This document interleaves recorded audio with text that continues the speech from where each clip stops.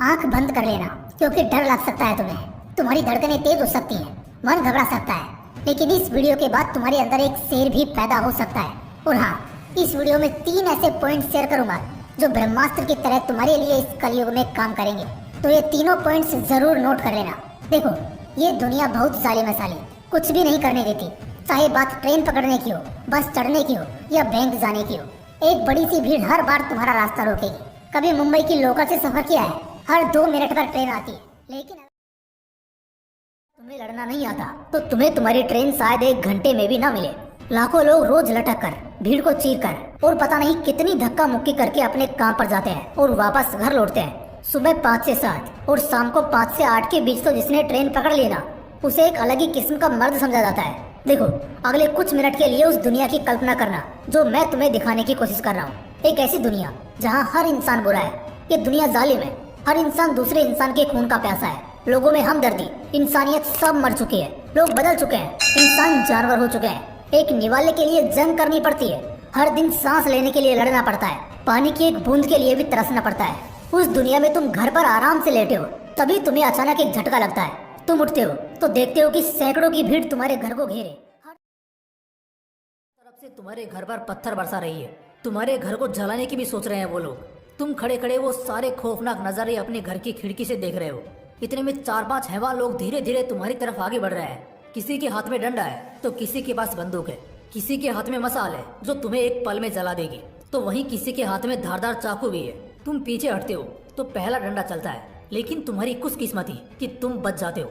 लेकिन मामला यही नहीं थमता, बल्कि फिर वो मसाल चलती है और इस बार तुम्हारा कमरा जल जाता है। लेकिन फिर एक बार तुम बच जाते हो। अगली बार एक आदमी चाकू से तुम पर वार करता है, लेकिन इस बार फिर तुम्हारी जान बच जाती है। लेकिन तभी सन्न सी आवाज के साथ बंदूक से गोली निकलती है और तुम्हारे बदन को आर पार कर जाती है। 1 सेकंड में जिंदगी खत्म और ये सारे लम्हे बस एक खौफनाक याद के साथ समाप्त हो जाते हैं। इस पूरी कहानी को कितने पन्नों में लिख सकते हो आप? शायद 2 या 3। लेकिन पता है, हर कहानी का पन्ना सिर्फ तुम्हारी नाकामी ही बयान करेगा, क्योंकि तुम हार गए, मर गए। सिर्फ इसलिए नहीं, बल्कि तुम लड़ नहीं पाए और भागते हुए कायरों की तरह तुम्हें मार दिया गया। लेकिन एक सवाल है कि साला मेरा कसूर क्या था? मैं तो घर पर आराम कर रहा था। ये दुनिया जालिम हो, हरामी हो तो अपने लिए हो, मेरे पीछे क्यों पड़ी है और मुझे क्यों मारा गया? दोस्त, मारा तुम्हें नहीं, तुम्हारे हक को गया है। अब चलो, इस काल्पनिक कहानी के बाद तुम्हें एक हकीकत की बड़ी यादगार कहानी के साथ एक बार फिर आमने सामने कराता हूँ। क्लास में तुम फर्स्ट आ सकते थे, लेकिन कोई और आया, क्योंकि उसने तुम्हारा हक मारा और रिजल्ट के दिन तुम्हें बेइज्जत होना पड़ा। किसी का सपना होगा क्रिकेटर बनने का, तो कोई फुटबॉलर बनना चाहता होगा, कोई म्यूजिशियन, कोई एक्टर, तो कोई डांसर। तुम सब पढ़ाई से हटकर कुछ ना कुछ जरूर बनना चाहते होंगे, लेकिन नहीं बन पाए। लेकिन क्या कभी ऐसा हुआ है कि तुम्हारे सपना देखने के बाद आज तक कोई भी इंसान उस फील्ड में ना गया हो? जिस दिन सचिन तेंदुलकर पैदा हुआ था और जिस दिन सचिन ने सोचा होगा ना कि उसे क्रिकेटर बनना है, उस दिन उसके साथ इसी देश में रहने वाले हजारों लड़कों ने ये सेम सपना देखा होगा। लेकिन उन हजारों लड़कों के हक को किसने हासिल किया? सचिन ने, विराट कोहली ने एंड ऐसे बहुत से बड़े लोगों ने।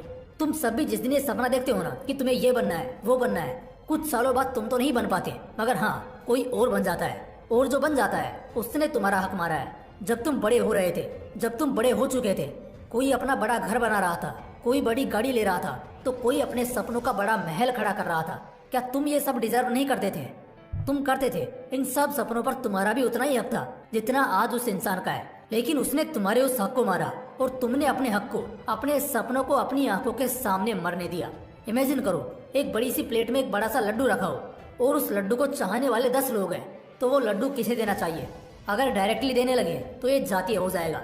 इसलिए एक मुकाबला रखा गया कि उस थाली के 100 मीटर दूर तक हर लड़का खड़ा होगा और जो सबसे पहले उस लड्डू को झपट लेगा, ये लड्डू उसे ही मिलेगा। वो बंदा जो सबसे पहले उस लड्डू पर झपटता है ना, वो तो उसे अपने नाम कर लेगा। लेकिन फिर बचे हुए 9 लोग मुंह ताकते रह जाएंगे। वो लड़का उन बाकी 9 लोगों का हक मार लेगा। तुम्हें हक का मतलब समझाता हूँ। पहले, जिस दिन तुम पैदा हुए, तुम्हारे साथ हजारों लाखों बच्चे उसी दिन पैदा हुए होंगे। तुम्हारे हाथ खाली थे तो उन लाखों बच्चों के हाथ भी खाली ही थे। लेकिन आज से 70 साल बाद, 80 साल बाद जब यही लड़के जाएंगे ना, तो कोई अपना हाथ खाली लिए जाएगा, तो कोई बहुत सारी इज्जत, नाम और कर्म लिए जाएगा। लेकिन मैं कहता हूँ, जब इंसान खाली हाथ आता है तो उसके हाथ में पूरी की पूरी दुनिया होती है हासिल करने के लिए। क्या हासिल करने की कोई हद है? नहीं। तुम्हारे हाथ में भी वो सारा हक था जो उन लाखों बच्चों के हाथ में था। फिर ऐसा क्यों होगा कि कुछ लोग कर पाएंगे तो कुछ लोग अपने हक को मरते हुए बस देखते रहेंगे? हर चीज के लिए जब तक तुम जी जान से नहीं लड़ते हो ना, वो चीजें तुम्हें नहीं मिलती हैं। बहुत जल्द वो जमाना भी आएगा जब एक इंसान रोटी के लिए भी लड़ेगा। हाँ बिल्कुल, उस समय क्या करोगे? शरीफ बनने और शराफत दिखाने का जमाना गया। ऐसा नहीं है कि आज हरामी बन जाओ, लेकिन लड़ना तो सीखो। अगर लड़ोगे नहीं तो फिर हर कतार से तुरंत निकाल दिए जाओगे। बड़ी तकलीफों वाली जिंदगी कटने लग जाएगी। बहुत कम लोग होते हैं जिन्हें देश के लिए शहादत का मौका मिलता है, लेकिन कभी अगर बॉर्डर की चीखों को सुनोगे ना, तब तुम्हें एहसास होगा कि सच में एक इंसान मरने से पहले किस हद तक लड़ने को जाता है। चलो ये सारी बातें हो गई, तुम्हारा खून गर्म हो गया, और वो हकीकत जिसका एहसास मैं तुम सभी को कराना चाहता था, बेशक मैं उसमें भी सफल रहा, लेकिन मैं तुम्हें यूं आधी अधूरी लड़ाई में नहीं छोड़ सकता। अगर रास्ता दिखाया है तो फिर मंजिल तक भी पहुंच जाऊंगा। अभी मैं आपसे 3 पॉइंट शेयर करूंगा जिसके बारे में हमने शुरुआत में बात की थी। ये तीनों पॉइंट्स ब्रह्मास्त्र की तरह तुम्हारे लिए इस कलयुग में काम करेंगे, बस इन्हें जरा भी हल्के में मत लेना दोस्त। ब्रह्मास्त्र नंबर 1, भाड़ में गया जमाना वो मायने रखता है जो तुम्हें चाहिए। ये एक बहुत बड़ी सीख है हर उस इंसान के लिए जो दूसरों की जिंदगियों से या तो जलता है, दखल देने के बहाने खोजता है, या फिर किसी भी तरह दूसरों की जिंदगी में ध्यान देता है। किसी से भी तुम्हें फर्क नहीं पड़ना चाहिए दूसरों की जिंदगी में क्या चल रहा है। वो खुश है, उदास है, हताश है, चाहे जो हो, अगर वो दिल से तुमसे मदद मांगने की नीयत से आए तो बात अलग है, लेकिन इसके अलावा किसी से कोई खास मतलब नहीं होना चाहिए।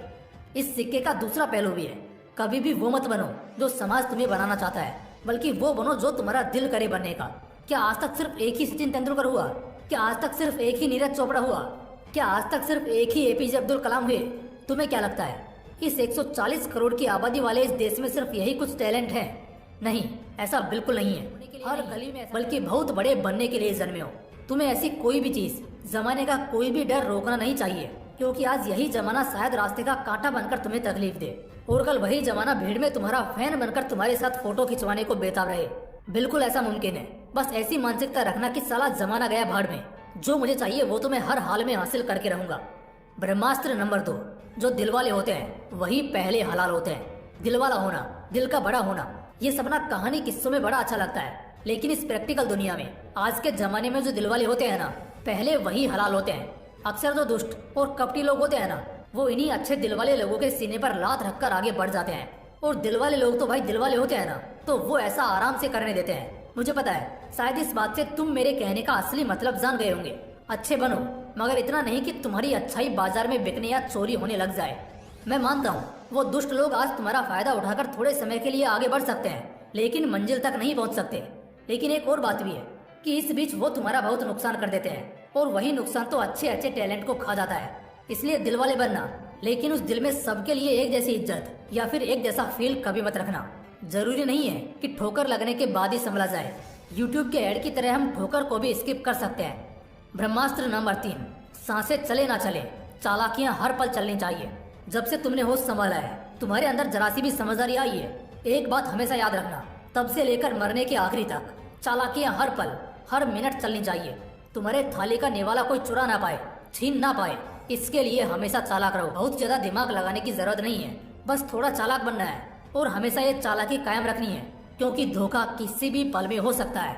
दोस्तों, अगर वीडियो पसंद आया हो तो आपको क्या करना है ये मुझे बताने की जरूरत नहीं है। बाकी फिर मिलेंगे इसी तरह की एक और बवाल वीडियो के साथ। जय हिंद, जय श्री कृष्ण।